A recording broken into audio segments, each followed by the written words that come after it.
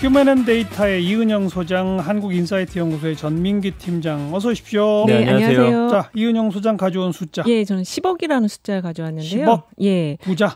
예.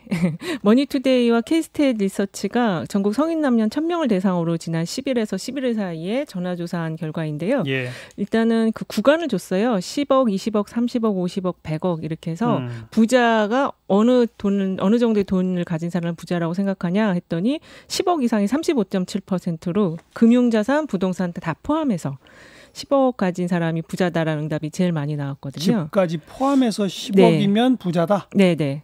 그래요. 좀 부자가 치고는 숫자 낮다고 생각하실 수도 있는데 일단 그 응답이 제일 많이 나왔고요. 지방 같은 경우는 더 높았어요. 45% 정도가 10억이면 부자다. 그렇게 얘기를 했습니다. 지방에서는 이해가 돼요. 네, 그렇죠. 서울은 21% 정도만 10억 이상이 부자다. 해서 이제 최근에 부동산 가격이 수도권을 중심으로 많이 올라서 이제 그런 의견이 좀 반영이 된 것 같고요. 예. 그러면은 부동산 빼고 현금 자산만 했을 때 얼마 정도가 부자냐 했더니 이것도 10억이 넘어야 부자다라는 응답이 28.1%로 가장 높게 나타났습니다. 그리고 5억 이상 25%, 3억 이상 17.9%, 1억 이상 현금 가지고 있으면 부자다라는 의견도 17.5% 정도 나왔고요. 그 대신 이제 30억 뭐 이렇게 좀 단위가 큰 거에 대해서는 좀 전년도 조사보다는 조금 응답 비율이 떨어졌어요. 예. 그리고 40대 서울에서 현금 10억 정도면 부자다 이렇게 응답하는 사람이 좀 더 한 35% 정도로 많았습니다. 그래서 그 부자가 현금 10억 정도면은 부동산 빼면은 한 뭐 10억 후반대 정도 되지 않을까요? 부동산을 포함하면? 네, 이제 포함하면 그렇겠죠? 현금 10억을 가지고 있다고 하면 그러니까 서울 기준으로 아까 부동산 포함해서 10억이면 부자다는 한 20%밖에 없었잖아요. 네, 그렇습니다. 그러니까 서울 수도권 기준으로 보면 네. 집 빼고 한 10억은 있어야 부자다. 집 포함하면 한 20억은 돼야 된다. 그렇죠. 그 정도로 보는 이런 걸 깔 거예요. 다만 지방은 좀 판단이 다를 것 같고요. 그렇죠. 네. 근데 부자들이 현금 갖고 있는 거 전 못 본 것 같은데 다 투자하면 했지. 아니, 여기서 말하는 건 그냥 현금을 쌓아놓는다는 게 아니라 금융자산 전부를 포함한 거니까. 근데 이제 저희가 봤더니 이게 한 10년 전부터 10억 그대로 그냥 유지가 되더라고요. 부자의 기준이. 그 어떤 이상적인 어떤 기준이 10억 이 정도인 것 그런가 같아요. 봐요. 그러니까 여론조사 응하는 분들 가운데 대부분이 10억이란 걸 만져보질 못하니까 그렇죠. 그 정도면 부자지. 네. 그래요. 그리고 부자에 대한 호감도 조사도 했는데 이 조사 결과는 그래도 과거에 비해서는 부자 하면은 좀 부정적인 의견들이 많았었는데 최근 조사 결과를 보면은 그래도 좀 긍정적으로 평가한 흐름이 약간 형성됐다. 그래서 그 10점 만점 기준으로 조사를 했는데 5.0 정도 나왔다고 해요. 딱 호감도가. 절반 중간이네요. 네. 그리고 이거는 이제 2006년도에 38.3%로 부자에 대한 호감층이 가장 많았었던 데를 빼면은 최근 한 몇 년 사이에 가장 높은 수준으로 나온 결과라고 합니다. 2006년 비하면 상당히 올라간 거군요. 네네, 그렇게 올라갔다고 지금 볼 수가 있을 것 같아요. 그래서 이렇게 그 호감층이 조금 긍정적으로 좀 완만하게 상승하는 이유는 최근에 이제 한 3, 4년 전에 그 언론을 통해서 백화점 VIP 고객 갑질 보도들이 많이 됐는데 최근에 이제 그런 게 좀 없었고 또 한 5, 6년 전에는 또 재벌 3세에 대한 드라마 같은 게 많아가지고 그런 거에 대한 이미지들이 좀 작용한 것이 아닌가 이런 좀 생각이 듭니다. 무슨 갑질 보도가 조금 줄어들었나요, 요즘? 최근에는 그렇게 VIP 고객 갑질 이런 건 조금 안 나오는 것 같거든요. 빅데이터 상에서 부자에 대한 반응은 어때요? 1년 동안 한 234만 건 정도 언급이 되는데요. 이게 긍부정 비율이 좀 특이합니다. 58.3 대 28.6 비슷해요. 그러니까 부자에 대한 호감도, 물론 부자가 되고 싶다는 어떤 바람도 들어있긴 하지만 요즘 젊은 친구들 같은 경우는 부자를 바라보는 시각이 요즘에는 그 유튜브 같은데 부자라는 걸 그냥 대놓고 자랑하는 건데 사람들이 그쵸. 좋아하거든요. 그러니까 부자에 대한 인식은 확실히 좀 많이 바뀌었다라는 걸 알 수가 있고요. 그 2010년에 긍부정 비율이 45.7 대 36.4니까 10년 전과 비교해서는 긍정 비율이 한 13% 정도 올라갔다. 근데 이제 부자 하면 떠오르는 이미지가 뭔지 봤더니 집이나 부동산, 그다음에 강남이라는 단어 보이고요. 그렇죠. 예, 최근에 이제 떠오른 키워드 하나가 주식입니다. 예, 주식을 통한 어떤 부자를 또 꿈꾸고 있고 뭐 인생의 꿈이다 이런 키워드들로서 좀 표현이 되고 있습니다. 아까 이은영 소장이 소개한 조사에서 부자는 뭘로 돈 벌었나? 그것도 부동산이죠. 그렇죠. 부동산이 가장 많았습니다. 일단 부동산은 실물 투자 48.3%로 그렇게 해서 돈을 벌었을 거라고 생각합니다. 이건 부자들한테 물어본 게 아니잖아요. 아니죠. 그냥 일반 시민들에게 물어본 거죠. 부자들이 어떤 방식으로 재산을 모았다고 생각하십니까? 네. 라고 시민한테 물어본 거예요. 물어봤더니 1순위가 부동산 등 실물 투자를 했을 것이다가 48.3%, 거의 절반은 부동산을 해서 돈을 벌었을 거다라는 생각을 갖고 있는 것 같습니다. 그다음에 창업 및 기업 경영을 해서 돈을 벌었다라는 생각은 16.9%, 상속 및 증여가 16.3%, 또 이게 약간 특이한데 권력을 소유해서 부자가 됐을 거라는 생각이 8.0% 정도 나왔고요. 주식은 5.0%. 그다음에 이제 전문직 고소득이 3.2% 이렇게 이런 순으로 나타났습니다. 여기 창업 및 기업 경영이 17%밖에 안 된다는 게 중요한 거예요. 네, 그렇습니다. 우리나라 부자는 전부 땅으로 집으로 벌었거나 부모한테 물려받은 거다. 그렇죠. 이런 인식이 우리 국민들한테 있다는 거죠. 그래서 그게 부자에 대한 실제 그럴 거예요 아마. 네, 그렇죠. 네. 그래서 별로 이렇게 부자에 대한 긍정적인 게 없었는데 최근에 조금 이제 완만하게 조금 부자에 대한 긍정적 이미지가 형성이 되었고, 특히 이제 20대 같은 경우는 그래도 부동산보다는 창업이나 기업을 통해서 부를 쌓았을 것이다라는 생각이 32.9%로 조금 더 많았습니다. 20대가? 네네. 아직 세상 물정을 몰라서. 저도 그 말하려고 했는데. 전민기 팀장 가져온 숫자는? 저는 35입니다. 뭐예요? 정확히는 34.7인데 이번에 발표된 6.17 부동산 대책 관련한 빅데이터상 부정 비율이에요. 그러니까 긍부정 비율 23.2 대 34.7이거든요. 그러니까 문재인 정부 21번째 부동산 정책인데 지금 뭐 여론이 그렇게 좋아 보이진 않습니다. 특히 무주택자의 주택 구입이 좀 그렇죠. 어려워졌다라는 지적들이 나오는데 예. 뭐 여기에 대해서 김상조 정책실장도 여러 가지 좀 보완 대책 마련하겠다라고 밝혔고요. 그 구체적으로 좀 빅데이터 상에서 부동산 대책에 대해서 좀 몇 년 동안 자료를 쭉 살펴봤더니 예. 다 긍정 비율보다는 부정 비율이 훨씬 높더라고요.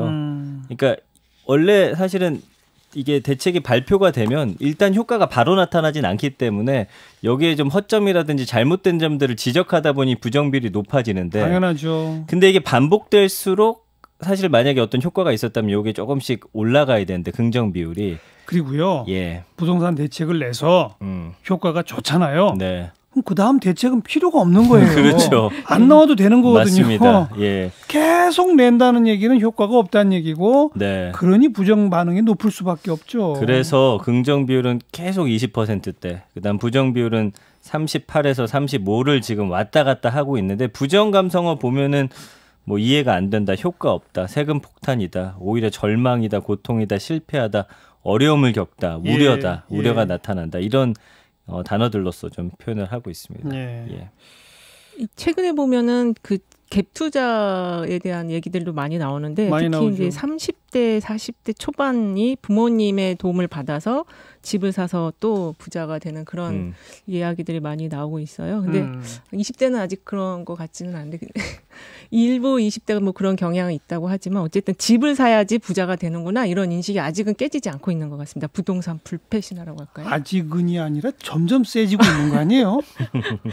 맞아요. 네, 근데 지방으로 가면 또 그렇지는 않잖아요. 지방 물론 대도시들. 그러니까 수도권과의 양극화 현상은 있습니다만은 뭐 오늘 경실련도 발표했지만 문재인 정부 들어 3년밖에 안 지났는데 특히 서울 같은 경우 중위권 아파트의 가격이 52%가 올랐단 말이에요. 네. 이런 현상을 보고 뭐 모든 사람들이 아이고 나도 집 샀어야 되는데 이 생각 안 할 것 같아요. 그렇지 않습니까? 그렇죠. 근데 이제 양극화라고 하는데 제가 이제 집이 대전이거든요. 내려가 봤더니 많이 올랐더라고요. 대전도 이제 규제 지역이 수도권에서 이번에, 충청권까지 번진다는 거 아니에요? 맞습니다. 그래서 예전에 저희 살던 집 보니까 한 3억이 올랐다고 해서 저는 잘못 들은 줄 알았어요. 예, 깜짝 놀랐습니다. 대전에? 예. 예. 그리고 이제 자료 하나 좀 소개해드리면 그 파이낸셜 뉴스에서 20대 청년 2020명을 대상으로 20대가 생각하는 한국 경제라는 주제로 이제 설문조사하고 인터뷰를 진행했는데, 예.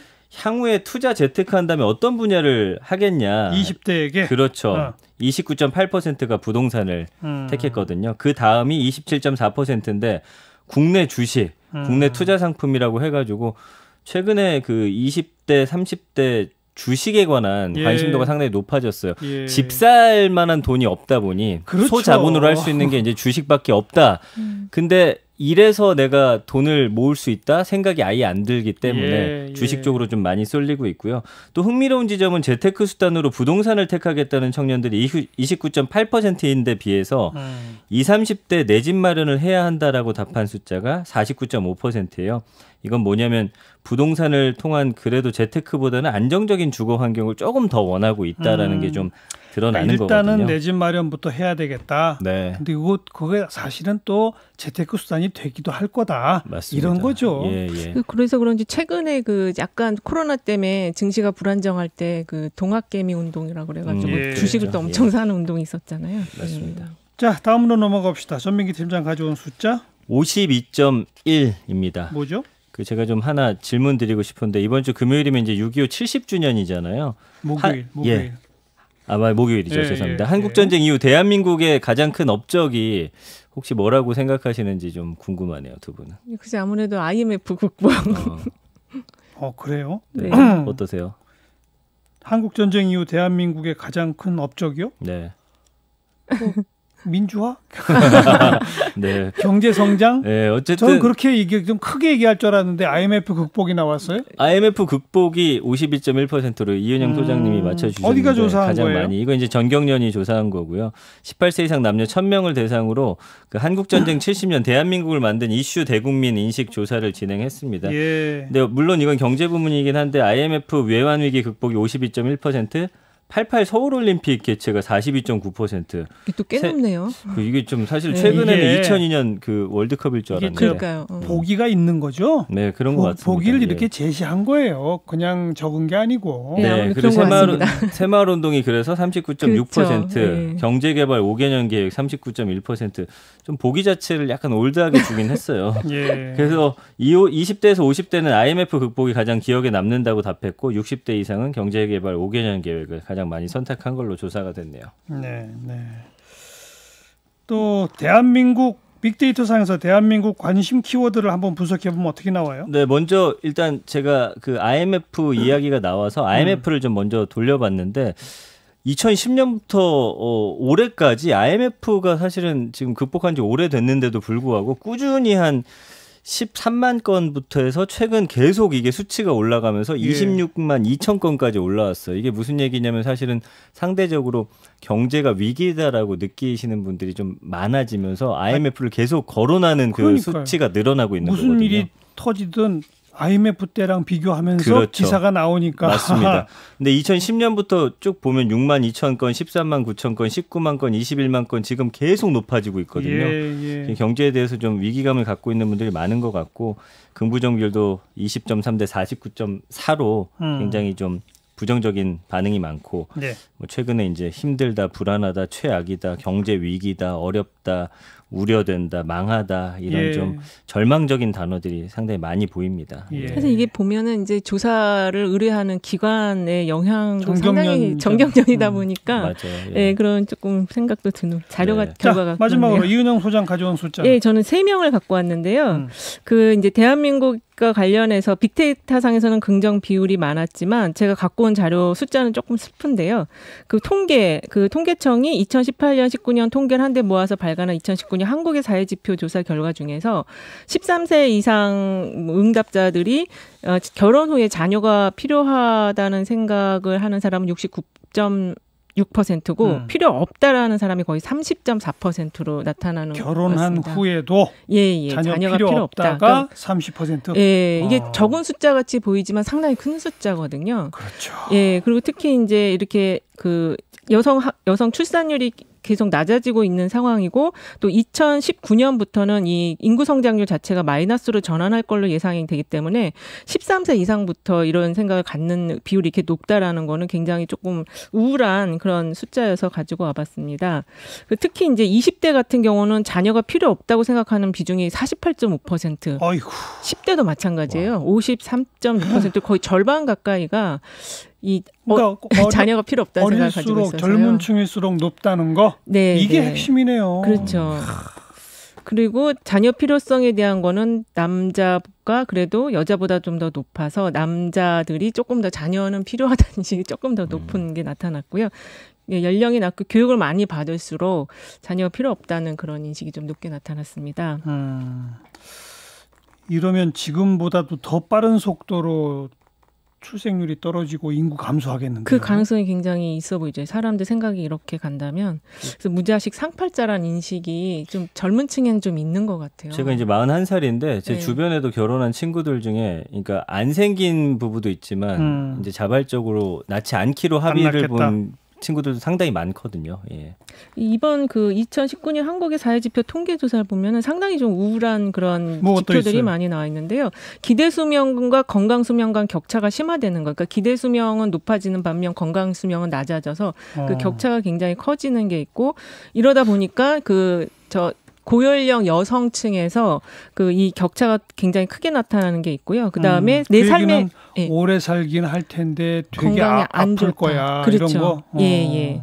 그리고 내 삶의 만족 지수도 전년 대비 하락한 숫자가 나타났고 내 일에 대한 만족 지수도 전년 대비 하락한 숫자가 나타났습니다. 네. 또 외롭다라는 의견은 또 전년 대비 4.5% 정도, 5%포인트 정도 상승을 해서 전반적으로 자기 삶에 대한 어떤 우울감이 조금 늘어난다는 그런 결과였습니다. 이게 그 코로나 요 상황에서 조사된 거 아니죠? 이건 통계 자료가 통계 자료. 작년부터니까 코로나랑도 관련이 없는 거네요. 그런데 이렇다. 우리 사회가 점점 팍팍해지고 있다는 증거입니다. 내 삶에도 내 일에도 만족 못하고 결혼해봤자 아이도 안 낳을 것이고 이런 얘기들이죠. 네, 그렇습니다. 답답하네요. 휴먼앤데이터 이은영 소장, 한국인사이트 연구소 전민기 팀장 수고하셨어요. 네, 감사합니다.